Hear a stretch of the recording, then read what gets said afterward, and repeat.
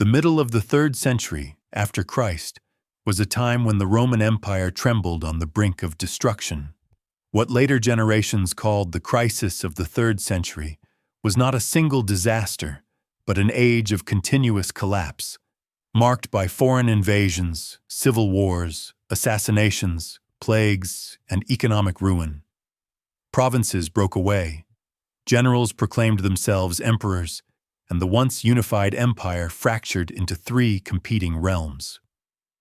In the west rose the Gallic Empire, stretching across Gaul, Britannia, and for a brief time Hispania. In the center remained the Roman Empire proper, holding Italy and the Balkan regions in a desperate grip. And in the east, rising from the sands of Syria, stood the Palmyrene Empire under the proud and ambitious Queen Zenobia.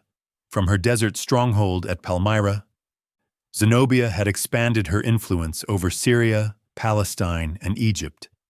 She claimed to act as a guardian of Roman interests during the empire's chaos, but she ruled with the authority of an independent monarch. The cities of the East looked to her for protection. Caravans traveled safely under her banners. Her armies were disciplined, well-equipped, and loyal. She was more than a queen. To many, she was the embodiment of Eastern power at its peak. But as she expanded her dominion, Rome itself began to recover. A new emperor had ascended the throne, a hardened veteran of countless campaigns. His name was Aurelian. He was not a man of courtly pleasures or gentle diplomacy. He was a soldier, shaped by battle and sharpened by necessity, and he swore to restore Rome to its former unity. He intended to reclaim every province that had fallen away. His oath was simple but absolute.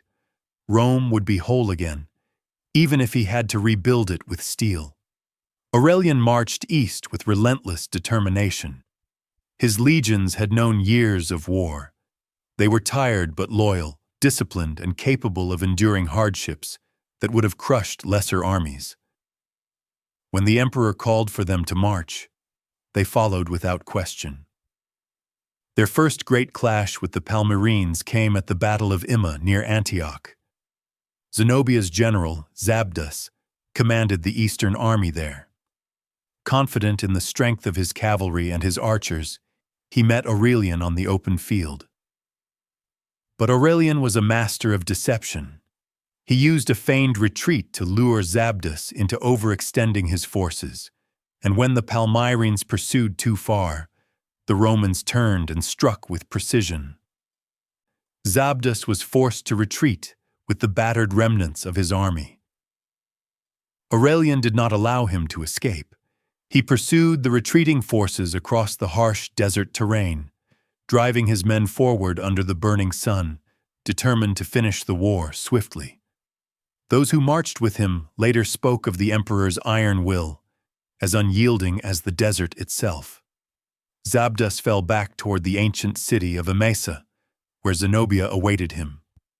There she gathered all the strength that remained to her empire. Emesa was a place of temples, stone walls, and sacred traditions, a city that stood as the last shield before Palmyra itself. If Emesa fell, the road to the desert capital would lie open. Zenobia personally oversaw the preparations. She rode through the camp wearing her royal mantle, her presence commanding immediate respect from the soldiers. She spoke to her generals with the authority of a monarch and the confidence of a leader who had never before bowed to Roman power. Her commanders rallied at her voice, and the soldiers found courage in the sight of her calm and resolute demeanor. Although she was queen, she moved among them not as a distant ruler, but as a living symbol of their cause. Her army was diverse and formidable. The Palmyrene infantry had been trained in the Roman style, using tactics and formations similar to those of the legions. They stood behind tall shields and carried long spears, ready to meet the Roman infantry in a contest of strength and discipline. Behind them waited the Syrian archers, masters of the composite bow, whose arrows were known to pierce armor at impressive distances. On the flanks, Arab allies and Bedouin horsemen maneuvered with speed and unpredictability, adapted to desert warfare. But the most feared warriors on the field were the Palmyrene cataphracts, heavily armored cavalry whose riders and horses were encased in plates of iron and scales of bronze. These were shock troops capable of smashing through enemy lines with terrifying force. Together, these elements made the Palmyrene host a powerful army, numbering around 50,000 soldiers. Zenobia had placed her trust in Zabdas, who now faced the greatest challenge of his career. He would defend Emesa or fall with it. When Aurelian arrived, his forces were outnumbered. The Roman army numbered roughly 40,000. But what they lacked in numbers, they made up for in discipline, unity, and experience. Aurelian rode along their lines before the battle. He wore no extravagant armor, only the weathered gear of a commander who fought beside his men. The soldiers struck their shields in salute as he passed, their trust in him absolute. They had seen him lead from the front at Immae. They would follow him again, even against a larger foe. Aurelian understood the battlefield with a clarity that few generals possessed. He knew the strength of the Palmyrene cavalry. He knew his own cavalry was lighter, less armored and fewer in number, and he understood that if he fought the battle according to his opponent's strengths, he would lose. So he devised a plan that turned his weakness into bait. As dawn rose over Emesa, the two armies formed their lines on the open plain outside the city. The sun cast a harsh golden glare upon the fields, reflecting off countless helmets and spearheads. A wind from the desert stirred the dust, creating a hazy veil between the armies as they prepared for the decisive confrontation. Aurelian ordered his cavalry to advance.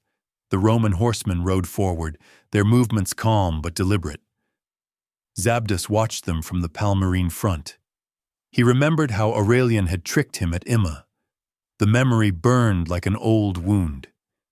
He warned himself not to fall for the same deception. Yet the sight of the Roman cavalry moving ahead of their infantry stirred his instincts.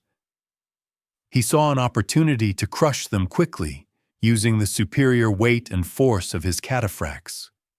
The Palmyrene heavy cavalry surged forward. Their armored horses thundered across the plain, the ground vibrating beneath their charge. Sunlight flashed on their bronze and steel scales. The sound of their advance echoed like distant storm clouds. The Romans turned their horses and appeared to retreat. Whether Zabdas realized it or not, he was already entering Aurelian's trap. From the Roman center, Aurelian watched everything with the eyes of a seasoned warrior. He understood that the moment the cataphracts committed themselves, the true battle would begin. He signaled his infantry to advance. The legions surged forward in tight formations, shields locked, spears pointed straight ahead. Suddenly, the Syrian archers stepped out from behind the Palmyrene lines. They drew their powerful composite bows and unleashed a dark rain of arrows. The first volleys fell upon the advancing Roman infantry, the shafts whistling through the air before striking shields, armor, and exposed flesh. Men at the front staggered and fell. The Romans pressed onward, leaning into their shields and pushing through the storm of projectiles. The two lines met with a resounding crash of wood against bronze and steel against bone. The Roman infantry, driven by discipline and cohesion, pressed hard against the Palmyrene center. Their heavy shields smashed into the lighter formations of Zabdas. Swords and spears clashed in a chaotic struggle. The Palmyrene infantry resisted fiercely, but the Romans began to gain ground through sheer determination and superior close combat skill. As the infantry fought, The battle at the wings grew more desperate. Aurelian had hoped his cavalry could draw the Palmyrenes away and escape before being overwhelmed.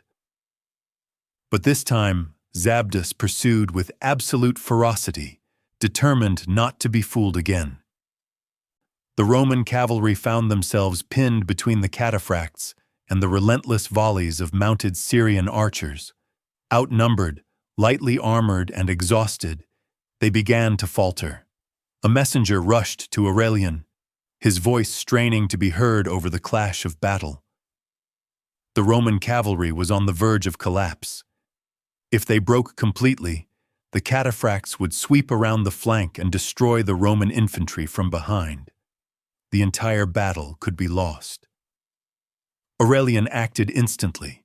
He ordered his light auxiliaries from Palestine to run to the aid of the cavalry. These men carried javelins and lighter weapons. They sprinted across the battlefield, moving as fast as their legs could carry them. If they did not reach the cavalry in time, the Roman flank would be torn apart. The auxiliaries arrived in the final moment. They hurled their javelins into the rear of the cataphracts, striking horses and riders from behind. Panic rippled through the Palmyrene cavalry as horses reared and stumbled. The auxiliaries swarmed into the melee, striking at the legs of horses with clubs and blades, dismounting armored riders who suddenly found themselves vulnerable and surrounded. The unexpected attack shocked the cataphracts. Many turned and fled the engagement, believing the situation hopeless. Their retreat sent a wave of fear through the Palmyrene infantry, still fighting at the center. Seeing their elite cavalry broken, many soldiers lost heart. They dropped their weapons and fled toward Emesa, convinced the battle was lost. The Roman legions pushed forward with renewed strength. The Palmyrene lines crumbled. Zabdas ordered a retreat toward the city, attempting to save what forces he could. Emesa had fallen. The road to Palmyra now lay open before Aurelian. The battlefield outside Emesa fell silent except for the fading clatter of fleeing Palmyrenes and the heavy breaths of Roman soldiers leaning on their shields. The dust stirred by the thundering charge of the cataphracts slowly drifted back to the earth, settling upon the bodies of men and horses that lay motionless across the plain. Aurelian rode forward through the remnants of the conflict. His face was stern, not triumphant.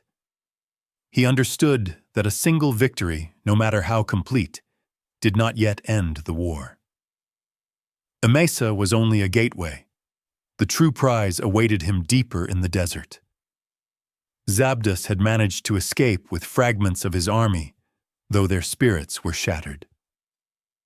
They retreated toward Palmyra, the shining jewel of the Syrian desert, hoping the city's formidable walls and defensive strength would buy them time. Within those walls also waited Zenobia, whose fate was now tied inseparably to the survival of her city. She had always believed that Palmyra was destined to stand equal with Rome, a power bridging the worlds of the Mediterranean and the Orient. But as the survivors of Emesa poured into the city gates in disorganized waves, wounded, exhausted, and terrified, she felt the first true weight of fear. The defeat was not like the setback at Immae. That earlier loss had been temporary and recoverable. The disaster at Emesa, however, had broken the backbone of her army. The cataphracts, the pride of Palmyra, had been routed. The infantry had fled in panic. And the treasure she had carefully amassed to support her empire's expansion was now vulnerable. It became clear that there would be no time for a calculated withdrawal. The Romans were coming, and they were coming fast. Aurelian wasted no time pursuing the shattered enemy. His legions moved steadily eastward, maintaining strict formation even as they marched into the harsher stretches of the desert. The heat grew more oppressive, and the landscape became barren, but the emperor pushed onward. He knew that hesitation would allow Zenobia to gather allies or regroup her scattered soldiers. Each hour was precious. He intended to give her no opportunity to rebuild what had been lost. As the Romans approached Palmyra, the magnificent silhouette of the city rose from the desert like a vision. Tall columns, ornate temples, and massive fortifications greeted their eyes. It was a city of marble embraced by an ocean of sand, a beacon of culture and wealth in a region where most settlements were humble and fragile. Aurelian admired its beauty for a brief moment, but admiration would not stop him from taking what he considered rightfully Roman. Palmyra was a jewel, yes, but it had dared to shine brighter than Rome. Now Rome had come to reclaim it. The siege began almost immediately. Roman engineers constructed siege towers, battering rams and ramps, preparing to breach the walls through sheer force. The defenders, however, fought with a courage born of desperation. Arrows rained down on Roman workers. Flaming projectiles were hurled over the walls. Each attempt at the gates was repelled by the fierce determination of Palmyrene soldiers, who knew there was no sanctuary beyond these walls.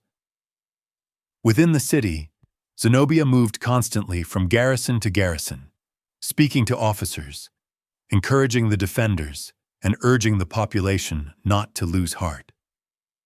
She had always been admired for her grace, but now she revealed her strength. She walked among the people not as a distant monarch, but as a leader willing to share their danger. Her presence inspired hope, even as supplies dwindled and fear crept into the homes of civilians. Yet Zenobia understood reality more clearly than most. She knew that Aurelian was relentless, and that his army, unlike her own, was intact and disciplined. She knew that the walls of Palmyra, though strong, could not endure an endless siege. Most importantly, she knew that her empire could not stand alone. There was only one power great enough to challenge Rome and save her kingdom: the Sasanian Empire to the east. Driven by this last, desperate hope, Zenobia made a decision that would change her fate. Under the cover of night, she gathered a small escort and attempted to slip out of the city. Her plan was to ride toward Persia and seek aid from the Sasanian king, who might see value in supporting a rival to the Roman Empire. If she could reach the Euphrates River and cross its far bank, she believed she might still save her people. But fate and Aurelian's soldiers had other plans. Roman scouts along the river spotted the small group as it attempted to cross. Zenobia was seized and taken into custody. She fought with the same dignity she had shown in ruling, refusing to cower or beg. Her guards led her before Aurelian, who regarded her not with cruelty, but with a conqueror's calm certainty. The capture of Zenobia was the final blow. Without their queen, the defenders of Palmyra sent envoys to negotiate peace. The city surrendered soon afterward. Aurelian entered Palmyra not as a destroyer, but as a ruler reasserting authority. He spared the inhabitants and treated the city with unexpected restraint. Zenobia was placed under careful guard, while her son Vabalithus shared in her downfall. Zabdas, who had led the armies of the East with loyalty and courage, was not granted the same mercy. He was executed. His life ended as swiftly as the empire he had tried to defend. For a moment, Palmyra seemed to accept its fate. Aurelian, believing the region pacified, withdrew. But peace was short-lived. The next year, emboldened by his absence and driven by resentment, the city rose in rebellion once more. This time there would be no leniency. Aurelian returned with decisive fury and leveled the city, ensuring that no future monarch would challenge Rome from those sands again. Despite its destruction, Palmyra's legacy endured, shaped in no small part by the woman who had dared to stand against the greatest empire of her age. Zenobia, the queen who dreamed of ruling from the Nile to the Euphrates, was taken to Rome. Instead of execution, she was granted a private estate where she lived out her remaining years in relative peace. Her ambition had been extraordinary, her courage undeniable, and even her conquerors could not bring themselves to extinguish her name. Aurelian, triumphant and unshaken, returned to Rome as the restorer of the world. He had reclaimed the East, defeated the Gallic Empire in the West, and unified the fractured territories once more. His vision of a restored empire had come true, forged through exhaustion, loyalty, and the unyielding will of a soldier emperor. Yet history remembers that before Aurelian restored the world, he first confronted one of the most formidable rulers Rome had ever faced. The meeting of Aurelian and Zenobia, and the clash that echoed across the desert at Emesa, marked not only the end of the Palmyrene Empire, but the final turning point in Rome's long struggle to survive its own chaos. In the months that followed Zenobia's capture, the atmosphere across the eastern provinces shifted from turmoil to uneasy calm. The defeat at Emesa had shattered the illusion of Palmyrene invincibility. Communities that once celebrated Zenobia as a liberator now found themselves grappling with the return of Roman authority. Yet even amid the change, many still spoke her name with reverence, marveling at her audacity and the scale of the realm she had carved from the sands. Her reign had been brief in the grand scope of history, but its impact echoed loudly. Aurelian remained in the region to consolidate his victory. He understood that military triumph meant little without political stability. The cities of Syria, Palestine, and Egypt, once loyal to Zenobia, needed reassurance that Rome's return would not bring harsh retribution. He met with local leaders, restored Roman administrators, and reaffirmed the rights and privileges of communities that submitted peacefully. His presence, though stern, brought order. Traders resumed their routes. Tax collectors returned to their duties. For the first time in years, the eastern provinces began to resemble a functioning part of the empire once more. Yet beneath the surface, resentment simmered. Palmyra had grown proud during its brief independence. Many believed that Zenobia had ushered in a golden age, and the thought of bowing again to distant rulers in Rome stirred unrest. Aurelian knew this. He was not blind to the risks. As he prepared to depart for Rome, he left behind a garrison and a governor charged with keeping the region loyal, but he must have sensed that the desert was not finished whispering rebellion. Meanwhile, Zenobia's own journey took a different path.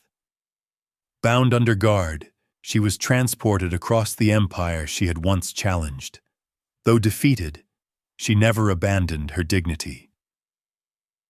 Her captors described her as proud but composed, a queen stripped of power yet unwilling to surrender her spirit. She traveled through cities that had once admired her authority, and at every stop crowds gathered to see the woman who had dared to confront the might of Rome. Some jeered, others murmured admiration. Most simply watched, aware that they were witnessing the passage of a figure whose name would long outlive her defeat. As Zenobia made her way toward Italy, Aurelian returned to the broader mission that had defined his reign. Reuniting the eastern provinces was a monumental achievement, but the empire was still fractured. To the west, the Gallic Empire continued to exist as a breakaway realm. Its defeat would require another campaign, another series of battles, and another demonstration of Aurelian's iron resolve. Yet the victory at Emesa had strengthened his position. He had shown both the Roman Senate and the army that he was capable of restoring what had been lost. His reputation grew, and with it his ability to command loyalty across vast distances. News of Zenobia's capture traveled quickly to Rome, bringing both relief and fascination. The Romans had long been captivated by stories of powerful Eastern queens, figures like Cleopatra, who had once challenged the Roman state. Zenobia now joined that legacy. Rumors circulated about her beauty, her intelligence, and her ambition. Some admired her courage. Others warned that her example proved the danger of allowing client kingdoms to grow too powerful. But all agreed that her presence in Rome would be an event unlike any other.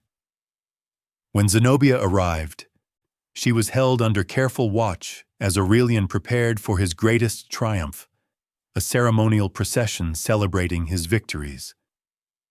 He intended for the entire world to witness the restoration of Roman supremacy. The day of the triumph was one of splendor and symbolism. Crowds lined the streets of Rome, eager to see the emperor who had reunited the empire and the queen who had dared to defy him. Aurelian rode at the head of the procession, wearing a crown of laurel and armor polished to brilliance. Behind him marched prisoners from his various campaigns and treasures seized from the east. At the center of the spectacle was Zenobia, displayed not in rags, but in magnificent ornaments befitting her former status, said to be bound by golden chains. The display was theatrical, intended less to humiliate her and more to demonstrate the scale of Aurelian's achievement. The people watched in awe, aware that they were witnessing the final chapter of a story that had stretched across deserts and cities, through battles and sieges, from the rise of Palmyra to its fall. Aurelian's choice not to execute Zenobia surprised many, but it reflected his character as a ruler. He valued order and stability over vengeance. Allowing her to live was a gesture of confidence, a message that Rome had nothing to fear from a defeated queen. Zenobia was granted a villa and allowed to live in comfort for the rest of her days. There she adapted to a quieter life, far from the throne she once commanded. Yet she remained a figure of admiration, her story told in whispered conversations and recounted by poets and scholars. Her survival, in a sense, ensured her legend. But even as Zenobia settled into her new life, Palmyra itself struggled to adjust. Many of its citizens refused to accept the loss of independence.